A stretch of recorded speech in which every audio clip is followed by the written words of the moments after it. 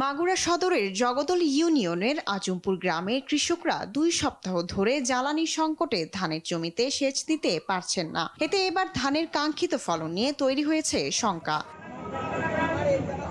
শহরের বেশিরভাগ পাম্প বন্ধ থাকায় চরমভাবে ব্যাহত হচ্ছে সেচ কার্যক্রম। মাঝে মাঝে 2-1টি পাম্পে তেল দিলেও তা পর্যাপ্ত নয়। ঘন্টার পর ঘন্টা পাম্পে দাঁড়াই, তেল পাচ্ছি না। তখন দেখা যাচ্ছে 500 লোকের সিরিয়াল আছে, আসার পরে দেখা যায় সামনে যখন দেখা যাচ্ছে আগাচ্ছি, সামনে 50 জন আছে, কি দেখা যাচ্ছে আমার টপটা যখন দেবে তখন বলছে তেল নাই। তেলের খুব সংকট চলতেছে। ধানের জন্য তেলের লাগবে, প্রচুর পানি লাগবে। মনে করেন যে পানির খুব হচ্ছে, তেল না হলে তো পানি দিতে পারবো না।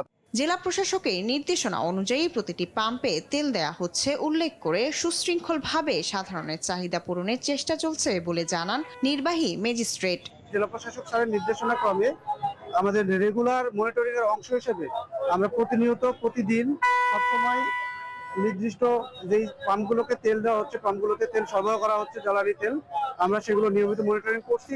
মাগুরায় এবছর 27,901 হেক্টর জমিতে ধানের চাষ হয়েছে, আর উৎপাদন লক্ষ্যমাত্রা ধরা হয়েছে 1,79,689 টন চাল। শায়লা খান, নিউজ ডেস্ক, দেশ টিভি।